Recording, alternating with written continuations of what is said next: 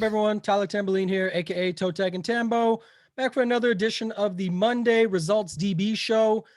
This week, got my guy, as always, TJ. TJ, what's happening, man?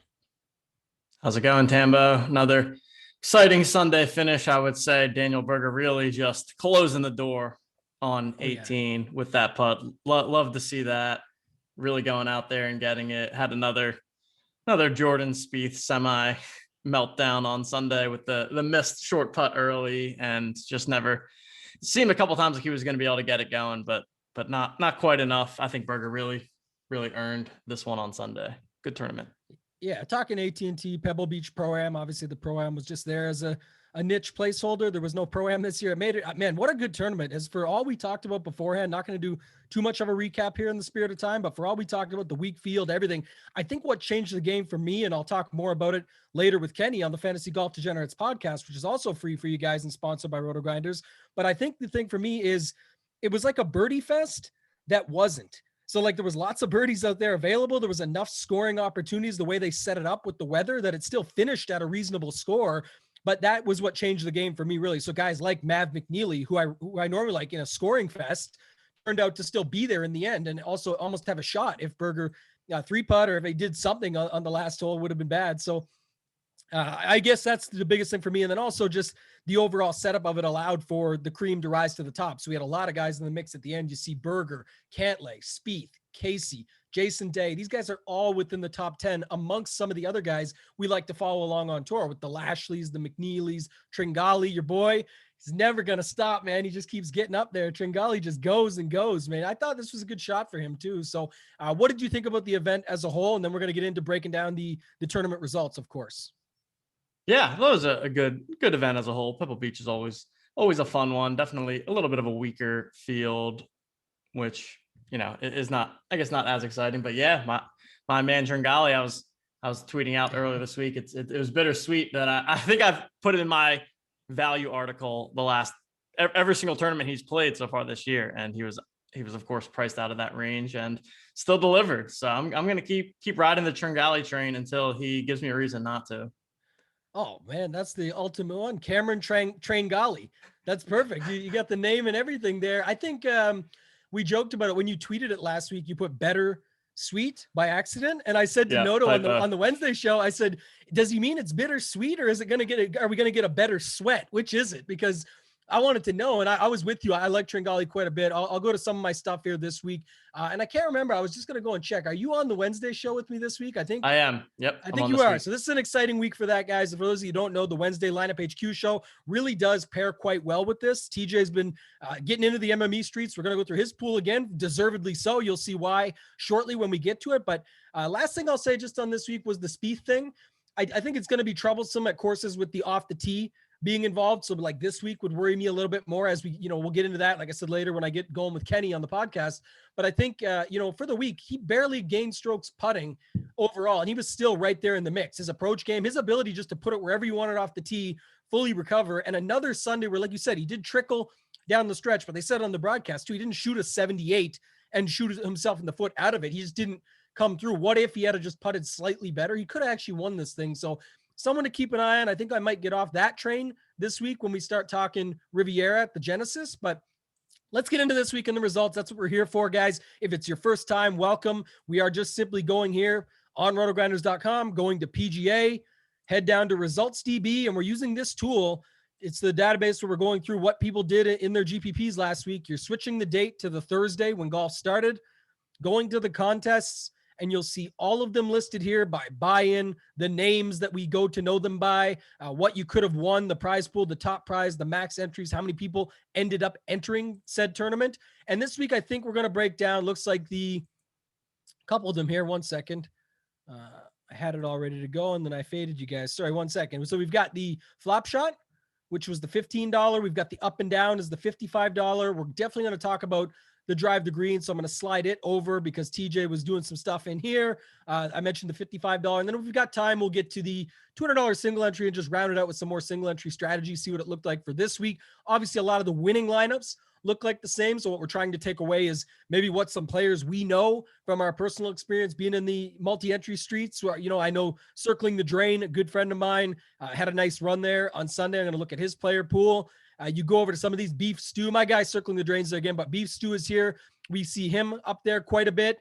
Nate Knox, former Millie Maker winner. And we're going to look at TJ, of course, in the Drive to Green, because don't have to scroll too much further to find my guy down here in 17th place. We're going to go through some of my stuff in the flop shot. Hoagie put his shot into the trees there at the end, or this 75th would have been a whole lot better out of 62,000. Only had 75 entries in there this week. I cut it in half in the spirit of time on Thursday. And so we'll get through some of these things, but let's talk about the flop shot, man. This was a good one this week. 62,000 people, 746, $15 entry. RJ Rat 84. I believe he had a couple. We'll see. Just one second here. Maybe it wasn't him. I was following along a little bit for my guy, sweating with him. Yeah, first, 33rd, and 72nd. So good job. And he's an RG member. So congrats to him. A lot of RG members. The top 4 are all right there. I know some stuff shifted around at the end for some of these guys. Jason Day making that birdie on 18, and then also locking in the all 4 under 70. Can't wait for the Tuesday show. I don't think the boys were as high on Jason Day as I was. I didn't get the end result that I wanted, but if you look here, Jay Day in the winning lineup. TJ, what do you think here? We've got Berger, Day, your boy Tringali, Reevy, Hoffman, and Nate. I saw Wiley said he lost a content opportunity. Could have called him Nate Gashley. Man, he beat that green up on that 3-putt late in the day, but man, good run for him still. What do you think of this lineup overall, and what are some things that stand out to you? I think it was a 4-putt, right? I think it was a 4-putt. Yes, I believe it was. Yeah, I forgot they didn't even show that third one because they thought it was going in. I'm well aware because he happened to be in all my lineups that were towards the top of the leaderboard. Yeah, and I mean, everyone kind of had him. Obviously, he's still in this lineup, so I needed more than that anyways. But I was like, well, that's a bummer. Yeah. But yeah, love this build here. It's actually pretty in line with a lot of what I was looking at this week, and that I didn't really like the 6K range very much. I thought that it was pretty ugly down there. So I was trying to stay 7,000 and above as much as I could. I was also pretty high on both Patrick Cantlay and Daniel Berger. So was really looking at lineups that started with one of the top guys, ended with someone that was still in the 7K range, kind of that hybrid balanced build. And I like the ownership breakdown here as well. We've got Berger over 20%. Day and Tringali thought were both nice plays at that 15% mark. I know Jason Day has been in a rough recent form, but I was going back to the well a bit on him again this week. Just that bet on the long-term form kind of play. Also amazing course history for Jason Day at Pebble. Yeah. Tringali, I've said enough about Tringali. He's just the best. We'll keep playing Tringali. And then mixing in 3 value plays at the bottom, all guys that are very reasonable. And I think we're all in my pool somewhere. I'm not sure. I may not have had Ches in there. I forget, but love the build. I do as well. And I can't take credit for most of the guy like Reevy and Lashley. I just wasn't high on, but Berger for sure is what Noto and I, and that's why I said it pairs so well. And I'm excited that you're on the Wednesday show with me this week, because what we came to a conclusion was that first off, the Cantlay lineups left 77.50. You'll notice in here, there's nobody in that range. They're all 7,500 down to 71. It also was likely to force a 6K guy in, and we said there would be more Cantlay lineups with a 6K guy than not. So even if you were playing Cantlay, try and sneak in no 6K guys. This one went away from Cantlay and away from the 6K range, so that works. 1 in the other ranges, and then 3 in the 7K range, but none in the 77, sort of 79, 78, 76 range, little 7,500 and below. We liked starting with Berger. We thought that was still okay. I obviously love Day. He loved Tringali, but I was with him. I know you loved him too. That's where the joke came up about the bittersweet, better sweat. And we got a pretty good sweat out of him. So like to see that. And then Reevy, Hoffman, Lashley, the funny one here, like we weren't anywhere near Reevy or Lashley, but Hoffman was a popper in the RG projections. Like we couldn't get him out of lineups. He came in at like 80% or something when we set the max. Then we changed it to 60. Of course, he's still maxed out. So we said, like, I don't know. Our closing thoughts were, I don't know if you want to play 60% Charlie Hoffman, but we said, when that happens, and I heard guys mention this to do content here at Rotogrinders for some of the other sports that I'm not as privy to, but NBA or baseball. Sometimes you just get a guy that pops in the projections. You're like, well, I don't want that much, but if it's telling me something here, and they're not going to be that popular. Look at them, 4.29%. So I said maybe you still take 30% of them. You'll be way over the field, even 25%. You'll be 5x the field, and you still get some Hoffman in your lives. And sure enough, it took a great Sunday, but that's what happens in golf. We knew he was a grinder. We knew he could come out and do it. He's a bigger name in, as far as not looking for this flyer upside. If he makes the cut, he definitely has an opportunity to get into a top 20 or something. And sure enough, how about a top 10? T7 for Charlie Hoffman. So I definitely like this build, the overall structure of it.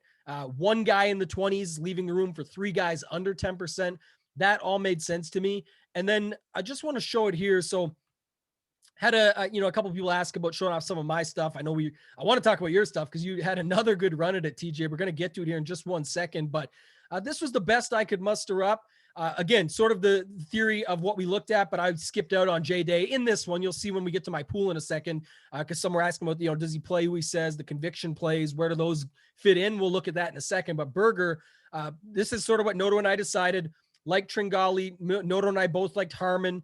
I was in on Hoagie and Thompson, but you'll see what I did. Skip out on Cantlay, skip out on the $7,700 range. And then I went away from the 9 and the 6 in this particular build, right? They're not all going to be like that, but here's another one. My ones that did well, you'll see were Berger, some of the 8K, some of the 7K. There's the Hoffman. We liked Hubbard. We were sort of mixing and matching between those guys, but I just want to flip over here for a second.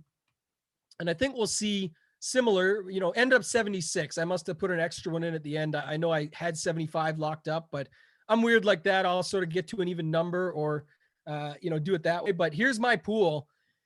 And if you guys will remember the last week, my conviction plays were Jason Day, Kevin Streelman, Harold Varner, and Scott Stallings. Those are the four guys that I had tagged up in the lineup HQ. So you'll see I play who I say. And I was willing to take a stand on them. There were guys I liked. Obviously, Varner didn't come through. Scott Stallings started hot and then sort of tailed off, but he had good course history here, and he was the right value price. They all sort of stayed under the field in ownership. They weren't, not me, I'm way over. I meant like they weren't the 20%ers that you would expect. I talked about it on the show. I was going to, look, I'm not going to fade Cantlay. I thought he was interesting, but I said I'll be at least 10% under. Ended up being 12, 13-ish% under. Liked Berger, but I said, like, if I get to field, so be it. If not, I can't get there. The one disappointment I have myself is getting on the Willie Z train. I didn't want to be on him. Cards said on the show on Tuesday, you're backing up the bus, you're getting to him. I said, it's just, I don't love the Cantlay lineups, but I wish I had said, look, I don't like Cantlay, so I'll go underweight. Let me just remove Zalatoris and maybe get a little bit more of Berger or something like that. And I could have done that easily. And who knows, maybe there would have been some more opportunities there because the rest of the guys were okay. Not the best showing overall. I still had Ricky Love. We'll see how that goes this week. But just so you guys see, I wanted you to, sort of show you that there. 75th, that lineup ended up having Hoagie in it. So if you'll see it here, I don't know if you guys saw what he did. We'll talk about it when we get to your pool, maybe. But yeah, it goes into the trees on 18. Can't find his ball. Has to circle back. I mean, it was definitely an eagle opportunity for a guy like Hoagie. Probably a birdie. But let's just say that. And I looked at the numbers after, it would have worked out to around 30th or so. So wouldn't have closed the deal, but would have got me to about break even on the week. Ended up down around $500 personally. So I'll take that as a win in MME when you're in for what we're in. And it's not a huge loss on the week. You're playing to win. We know that. We'll go over to the Drive the Green though. TJ, NJ Kerr was the winner. A little bit higher score, 627 as opposed to 621. Some of the same guys, but realistically just, Berger and Laessig. There's some other names in here, though. You like a little Doug Gim action. So talk to me about this one with the 50K salary maxed out here. Yeah, again, has that build structure that I was kind of looking at, which was start with a Berger. Don't put anyone in the 6K range. So first things first, I like that from a player's perspective. I personally was not on the Spieth train, but he's hot right now. So totally get going there. And then Maverick McNeely had quite the Sunday for himself and really pushed himself up the leaderboard there. And then this has the pretty close to the standard ownership breakdown that we see, right? You've got even a little lower than usual. So you got Berger at 21, Spieth at 16, two guys right around 10, and then two of the lower owned guys. It felt like a week where there wasn't a ton of low 7K chalk. I felt like. I Yeah. feel like usually there's like two guys that ownership heavily condenses on. And unless I'm mistaken, I feel like that was not quite the case as much this week. Yeah, if you look, like the ownership, it was more dispersed, and it's going to be similar at, I think, at Riviera at least. To normally in these fields where they're a bit weaker or when they're really strong, it's when they're sort of middling that you can sort of then people, or early in the season when people say, okay, I only know of Sam Burns and Doc Redman down here in this range, so I'm going to hammer those guys, and they get up to like 25%. Here it was really spaced out. You saw it earlier with my lineups there with Hoagie, Hoffman, Michael Thompson. There was a bunch of other guys in there that we were using where you could see that. So shout out to NJ Kerr. I mean, this is a one bullet lineup to take down 50,000 in the $5. So that's awesome to see, right? You flip $5 into 50K any week. That's going to be a great week. So, but you said it. Yeah. Skip out on Cantlay. You need a burger because he won. And did it in nice fashion with plenty of Eagles on the card as well. I can't remember if it was 3 or 4 for the week, but he definitely had some Eagles, two on Sunday alone, including the dagger at the end to completely close the door. And that's going to be tough. Spieth now watching guys around him winning, JT, Daniel Berger, all these guys that he came in with in the class of 2011 are still just crushing out the wins. So, it is what it is. Spieth had himself a good week. NJ Kerr was able to put him in there, but I'm just going to check here 1 second. Can you guys still hear me okay? I don't know if I'm having technical difficulties, but you hear me all right? I hear you at least. Okay, just wanted to make sure. I'm not sure what's up with my sound there. I just want to make sure from technical standpoint, we're good. I wanted to look, though. We'll look at your lineup in a second there, TJ. Let's do that actually right now. I want to do that before anything else. So look at this, guys. Just peppered it, right? 17, 32, and 32nd. Were these a dupe that you messed? No. I hope not. They shouldn't be. I was going to say. They shouldn't be. That would not be good content to show if I'm duping lineups. Hey, you might have had a mini train you like, but 5 in the top 100 out of 47,562. So not bad for this week. What would you say about just your overall standpoint? And then what was the, Achilles heel, if you will? Mm-hmm. Yeah. Overall standpoint, I went overweight on Cantlay. So I did the like 60% thing on Cantlay and then and 40% on Berger. So like I said, I was really high on those two guys being kind of head and shoulders above the field.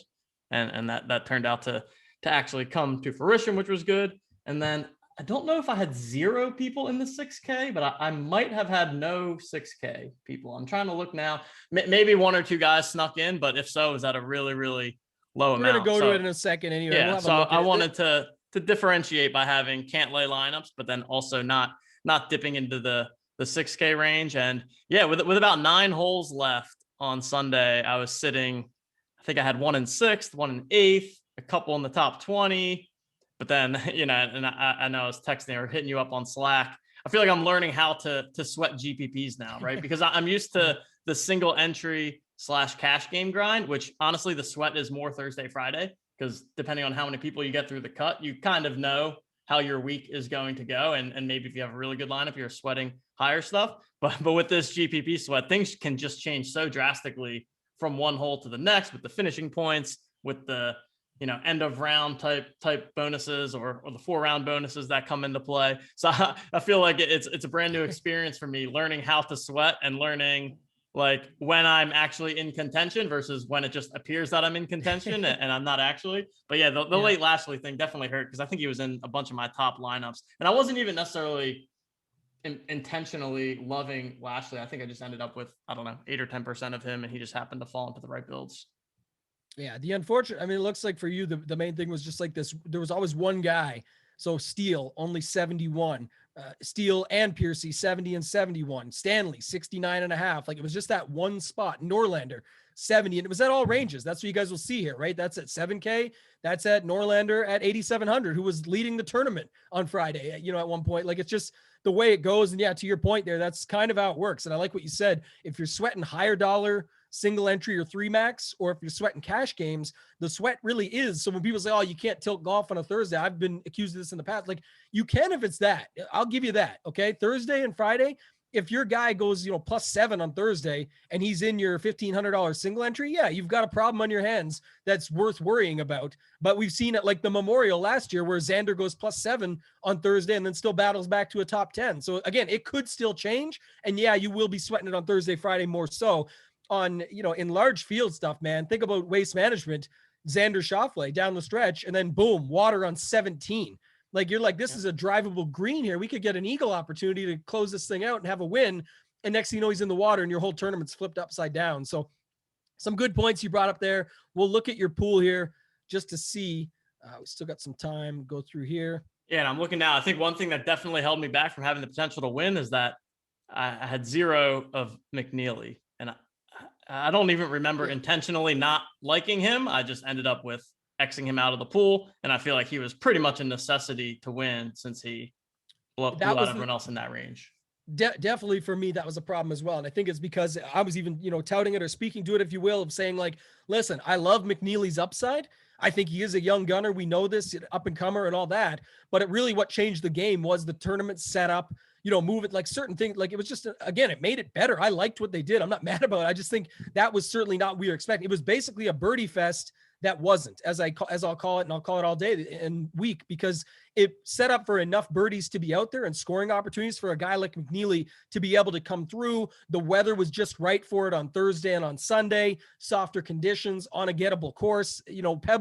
Pebble's defense is the weather and wind. And realistically, because we got a little bit of it in the different timings, you could still get out there on Sunday and score. On Thursday, absolutely, there really was no wind. It was Friday and Saturday that we saw more of the wind. So I think that's where I made that mistake. And I trusted him as more of I wanted more grinders than I did someone like him. Obviously, you could have played Hoffman in his slot and got the same sort of, similar score. But then the problem was people had both. And that's where, to your lineups there, all those 69s and 70s and 71s, you needed both. And then you would have got the Hoffman 105 and the McNeely 7 or 108 or whatever you ended up with. So good point there. Here's your pool. Looks like you said, Cantlay, Berger, way overweight. I was going to ask you, because I just saw your lineups there. Did you play? Yeah, okay. You got Day in the 9K range. I'm trying to think who else was in that 9K range. It looks like when we went back to your lineups here, all of them look, no 9K guy, 3-8K, 3-8K, 3-8K, 3-8K. Then look at this one down in 91st. You had Cantlay, Berger, no 6K, no 8K, no 9K. But again, it just comes back to, I do like the setup of these builds, but you weren't really big on the 9K. Was Day the only guy you played in the 9K range? I think it was. I'm trying to think of who else was in there. I know I didn't play Spieth. Zalatoris, I think I had a little bit of, but not wanted to be underweight on him. Yeah, you were quite underweight on him. It's down here. You're right. So you still did, but this was my issue, right? I should have done this or nothing.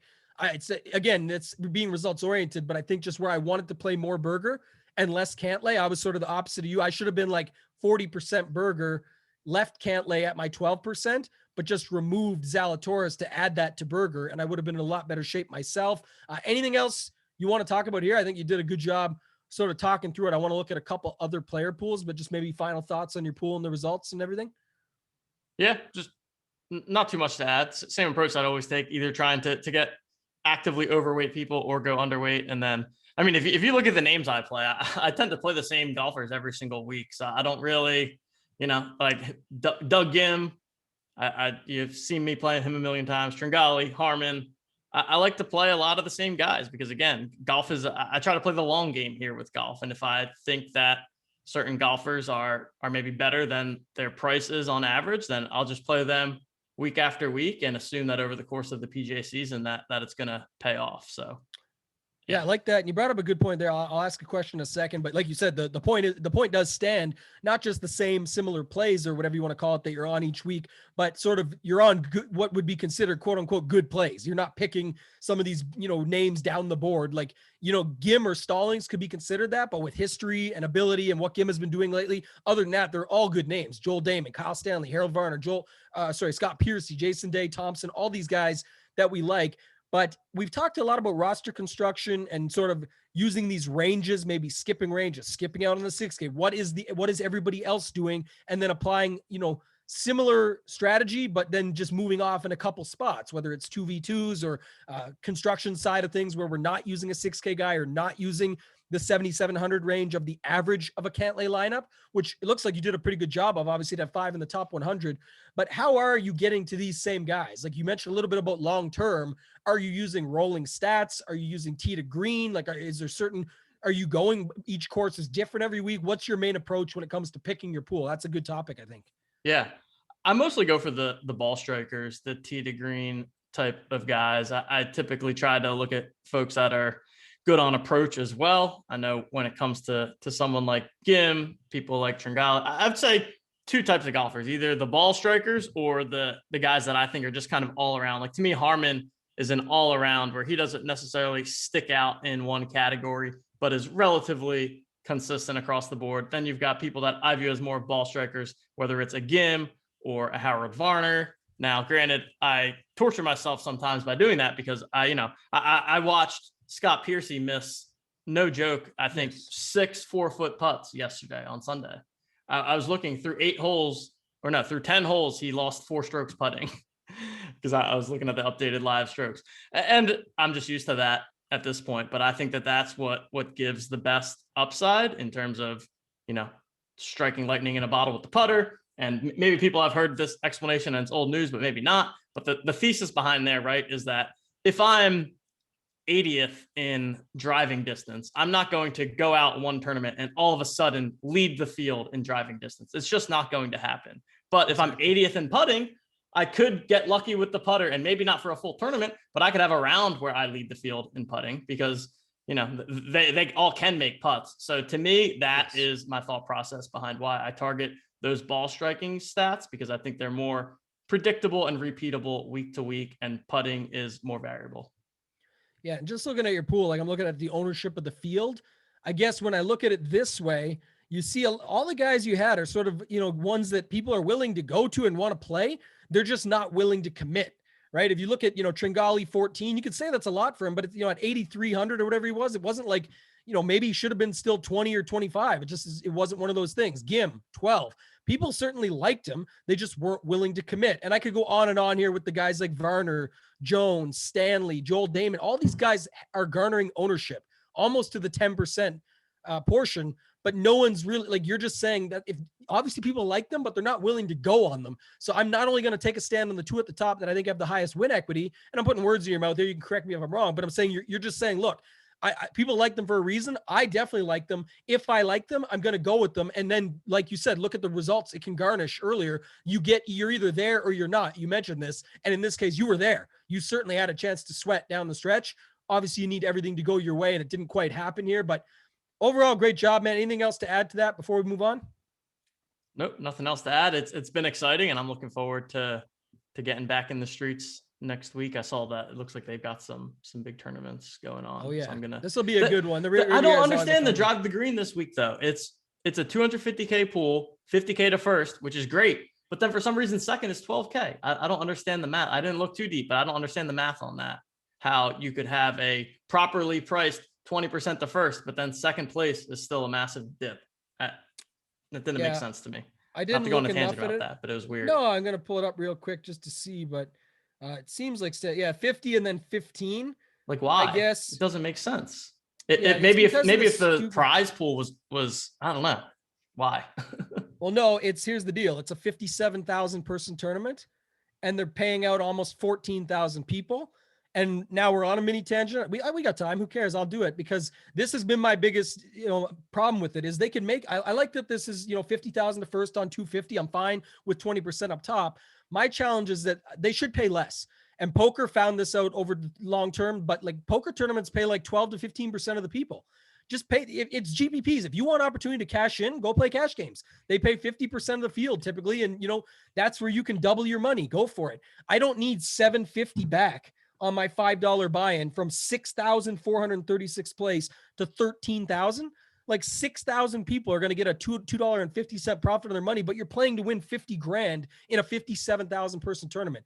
Cut that off, pay out like 7,500 people or 10,000 people is even still too much. Like, pay out 7,500 people, balance it out, and I'd be happy. So yeah, that's my rant for the day too. I do want to get back to it. I'll go to my guy here, circling the drain. I could have showed it earlier. I'm pretty sure, I'm almost 100%. He didn't run uniques, as in he ran, he just made 150 lineups and put them everywhere. He's got a bankroll to play with. You guys can look him up. Excellent player. Super talented across all sports. I know he just shipped a bunch in NHL last week. He does well in football, UFC, everything, you name it. One of the best, probably most underrated players out there, in my opinion, in daily fantasy. So if you want to look and Blender talks to us all the time. We've looked at Beef Stew in the past, obviously an incredible player. We've looked at Fate Bender, these guys that are up there quite often. I want to give my boys some love this week, but you can check his pool out here, TJ. Looks a little bit of a different approach, right? But as you'll see, look at all the green. It's still it's kind of what we just talked about with your stuff at a different level. No all in or heavy, play on a guy like Cantlay. He just went with the field where you went 60%. But again, he knows people are on these guys, and he's going to be, if he's on them, and he's committed to all of them. So anything stand out here with his pool that you see, I'll try and dissect it as much as I can in my off time. But I thought we'd bring it to the real time here today. Yeah, I think it's the standard we always talk about. Two ways that we see people build their MMEs. One is the route that I take, where I choose a couple of guys that I want to go way overweight on. And then there's this other route where you're not going over 30% on any one golfer, but you're pretty much making stands across the board, going even on the field with Cantlay. I think that's totally fine in this case for that specific person.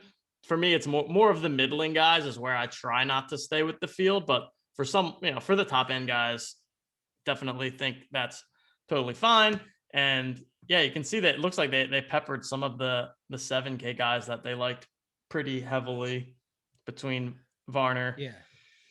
Knox, more of the good golfers again too. For right? sure. If you just look across the board, Davis, Mullen, and it's not like Davis was technically his favorite because 28.67 with Molinari, Varner, and Norlander. But it's not like these, like McNeely's down here at 20 and Stanley and them guys are at 19. So it's not like it's an all-in approach or anything. But if you just look at the names, Davis, Molinari, Norlander, Cantlay, Homa, Knox, Spieth, Burns, Streelman, all these guys are great golfers. One thing that does stand out to me, and I actually don't hate this approach. I haven't really experimented. You saw how I did it, kind of like yours. I was like 50%, 40% on guys where I want to be in on them. If I'm, I've got their literally conviction plays notarized here at Rotogrinders on the lineup HQ, tagged as my conviction plays. I have conviction and I'm playing them with conviction. But one thing I do notice here with circling the drain that I do like is all the leverage. If you look, green means leverage, right? So 15, 28, 15, 28, 14, 28, etc. Slightly under on Cantlay, but basically just saying on the main guy at the top, the Vegas favorite, I'm going to play to the field, but it's green all the way down until Berger, and then it's not. Siwoo, just the field, but look at all the green. And what I'm saying and pointing out is it's not a huge player pool, right? It looks like to be around 45 guys, but it's making sure he's got leverage on every single guy pretty much, besides maybe the couple at the top. And then if you see and go back to entries here, I'll just get out of yours for a second. I'll plug it in because I know he's got at least third. Circling the drain, no vowels. But yeah, not quite, the same hit rate as yours in the top 100, only 2 versus your 5. But one that, got up there a little bit more. But if you look, still 5 in the top 6, I guess. So 5 in the top 200. I was going to give him the extra, but we'll give him some rough times here on the 221. That doesn't count. 5 in the top 200, long way to say it. But you look here, similar builds, right? 21, 15, 13, and call it 10, and 2 underneath. No 6K, no Cantlay. That's just what got you to the top this week. But even in his Cantlay lineup, no 6K, no 9K, right? No 10K. So, you're seeing the build structures work out, really avoiding the 6K range though. And if they were, so look at here, he's got Chase Seifert as one of his 6K guys, 10, 9, 8, 7, 7, and nothing else. So I do think it's a good approach. You don't have to spend too much more time on it. Any final thoughts on that, man, or you want to move on? No, I like it. That's a great week there. And yeah, it's nice that I had a couple up in the top whatever, but I'd rather have one in third and have all the rest not cash. So definitely targeting the top end of the GPPs when we're in our MME-ing. But yeah, nice player pool overall. Think that I like looking at it from a different angle too. Like we showed how we're doing it. We like that approach of getting in on a couple guys. You even went even more aggressive with Cantlay, and it makes sense for this field while avoiding the 6K scrubs. So you wouldn't get the full stars and scrubs experience. You get the more balanced of it, which ended up being on top. It was just with Berger this week. And again, you're right there. I do want to look at Beef Stew just to round it out. We got about 10 minutes or less here, but Beef Stew, 622 on 150 lineups. And then you go to the $50 or $55, which is a little bit smaller field, more to get into. Obviously, Beef Stew, Rotogrinders member, but has a great bankroll to work with. Shout out to my guy, Joshua Amel. This guy's an animal as well. He's great in the GPP streets. He put about 50 in there. This is how I would typically approach it. But look at Beef Stew with 150 here, 585. So the reason I want to look at him is because he is using different pools very clearly, unlike my boy Circling the Drain was using the same pool in both and just taking what he gets, expecting the upside there. I do like this because now you want to look at, okay, what are they doing different if they are approaching it this way? So we'll go to Beef Stew here. We've seen enough of what the winning lineups are, right? We know what won the week. I like taking it from this approach to try and learn from it. Okay, here we go. Love it. So in the $5, look at this. All right, love this. Is right. This is something to discuss here. Okay, it's very similar to you. Flipped it and took a full stand. So you were Cantlay 60, Berger 40, around this 43 range, and then a bunch of these guys below. He flipped it all in Berger though, and then around 40 on Cantlay. He just took the win equity in these two at the top. Sure enough, they finished first and third. And man, Cantlay on Sunday. This is like, where's he at? After that round one, you thought he's going to run away with the thing.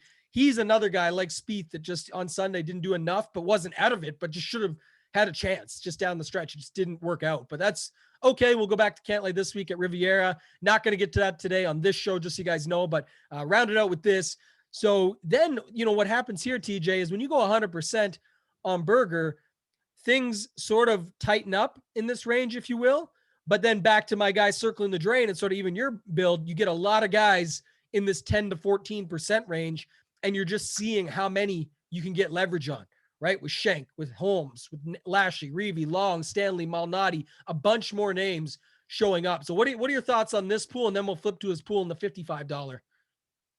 I really like it, actually. And looking at those names, it doesn't seem like he was dipping too much into the 6K either. So this to me is basically a bet on the construction, right? The bet is that the construction that starts with Berger and that it is balanced from there, or maybe starts with Cantlay or includes both of them, is balanced from there. Obviously, if you've got 100% Berger and 40% Cantlay, then 40% of your lineups have both Berger and Cantlay. I would also say that a good strategy is to go 100% on the person that's going to win the tournament. So if anybody is able to do that, I do recommend going 100% on the winner. That is awesome to see. But I like this. Maybe I might mix something like this into an experiment for myself at one point, because if the tournament's right, I think this is the right tournament for it too, right? Because I really did feel like once DJ withdrew, that Cantlay and Berger were head and shoulders in this field. So I think that those are the types of fields where it makes sense to go all in. We always talk about the Bryson at the Rocket Mortgage. I think when there's a clear separation between one or two guys and the rest of the field, that's the right time to make the all-in move.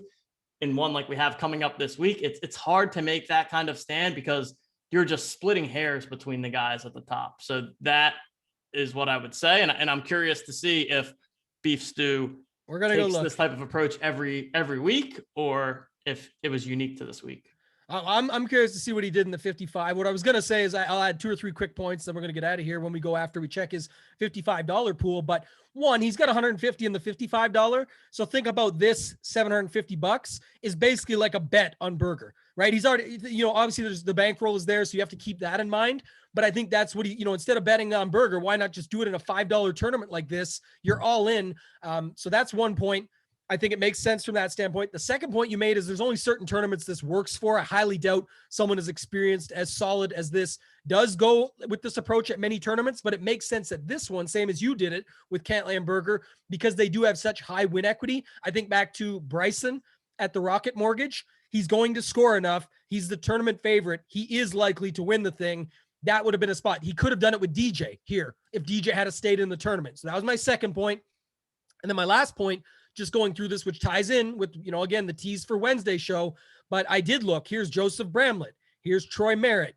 So he's got some lineups with the 6K guy. Obviously, when you're all in on this approach, and to your point, TJ, 40% of them are going to be Berger and Cantlay because he's all in on Berger and Cantlay is in 40%. So we know that there is going to be some 6K guys involved, but not a single lineup that I could find with more than one 6K. And Noto and I talked about that last week with that rule where all you have to do is take the 6K guys that you are playing in your pool. Again, his pool wasn't super large. If you go back and look at it, he extended it some, but of these guys, he separated them and said max of one 6K guy. So you do want to take that away as well. We will flip over and round out the show with this different pool Here, second place. Obviously had a great week overall, making money. But he stuck with the all-in approach and went with it here. So now let's just get them up on both screens. So 140, 26, 140, 19. And if you look, it's Damon, Thompson, Zalatoris, Joel Damon. Oh no, Damon, Thompson, Zalatoris, Varner.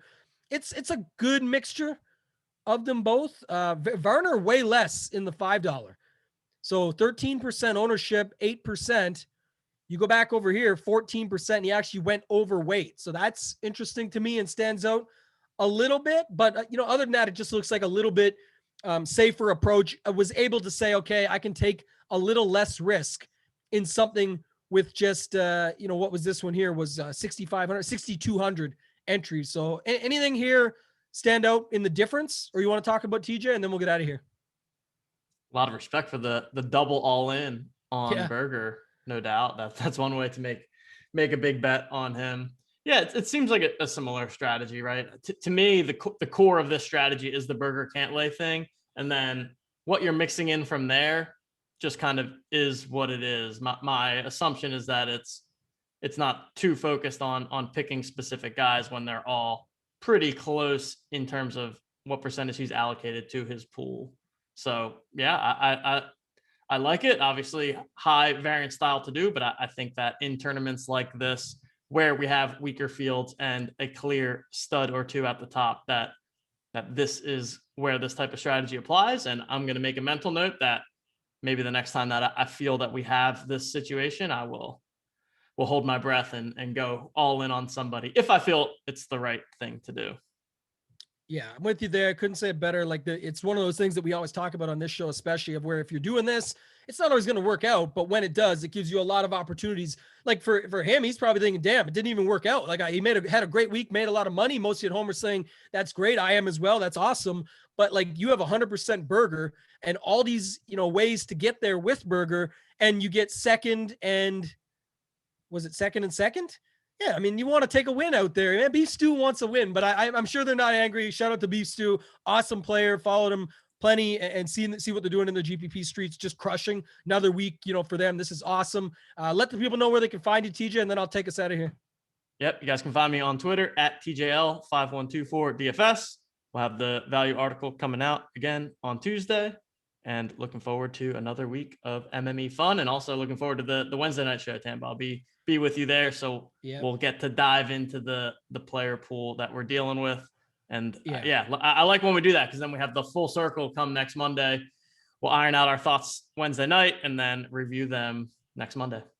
Extremely biased when I say you should check out the Wednesday show, but let me just tell you, this one will be an important one because even when Kenny and I are doing the first look, you mentioned it earlier, this is not a week where you're going to have a Daniel Berger all-in play. There's a lot of different guys, 8 of the world's top 10, absolute fantastic field overall. A lot of guys back in the mix. Wish we could have Tiger here, but there's still some great golfers out there in the field. It's an awesome course. Going to be a lot of fun. I'm excited for this one. We mentioned there's some big tournaments over on DraftKings, so definitely check that out. I know we got to get out of here because there's Cool Cats packs dropping soon. TJ's doing some work with that stuff as well, so you guys can check him out there with Own the Moment.